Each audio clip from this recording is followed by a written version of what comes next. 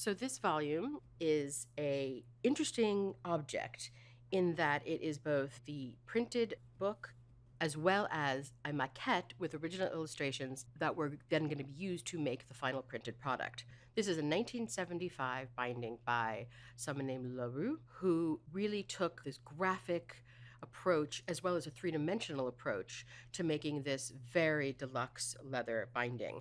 And it has the title on the cover, and on the back cover it has the title again in this incredible relief, as well as in the relief at the top. So it's really quite a elaborate masterpiece.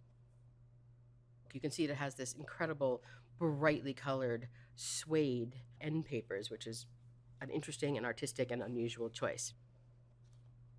And then each page of the printed version was separated and then what's called guarded in. And you can see along the center here this white edge, which makes it very easy to turn and preserves the edge, which often gets really sort of beat up in all sorts of magazines and serials and things that are soft covered and passed around.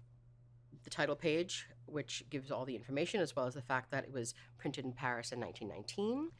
And this is the opening page, and you can see how vivid this is. And it does something really interesting in terms of how it combines both the printed lettering, which is very, very common, but with an illustration that does not have the boundaries of a plate, of an outline, of a border, or of a tipped-in page, which was very typical of bookmaking at the time and book production, but absolutely not what these artists and many other avant-garde artists who were doing printed materials and doing books and mixing graphics with text. There was no borders, there was no delineation, and you can see really clearly here the combination of these two things. And so the colors were incredibly vivid in these volumes like this. And I think, as you can see as I turn the page, just how much they pop off the surface. So what makes this volume not only special because it has this terrific book, and you can see actually what would have been the spine edge of the printed piece, they actually cut out and put in here, so it preserves the information, and you would have known how this would have looked along the spine. But there is a maquette in here. Now, maquettes were used by many artists, particularly in the printing and graphic design industry, to get a sense of not just the design, but the colors, and then also gives the chance for the printers to figure out how they get from the artist's idea or the color idea to printing. This is on this thinner, less expensive paper, and this is where the color was applied to the printed black and white so that the printmakers could know what colors were decided, what the design should be. You can see a lot of the process in terms of the changing of the ideas. You can also see the color of the paper is different because it is in fact an actual different piece of paper that ages differently. And being in the studio and being in the printmakers, it also has more dirt, it has more wear, but that's to be expected.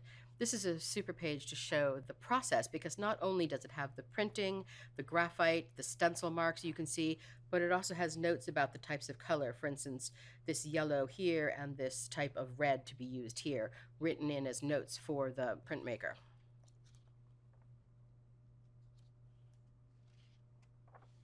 This is a really nice example of the hand-drawn illustration that you see printed in the final book, which has the map of Paris. And I do love that scrawled in the blue ink is Paris, and then the border here didn't quite materialize correctly.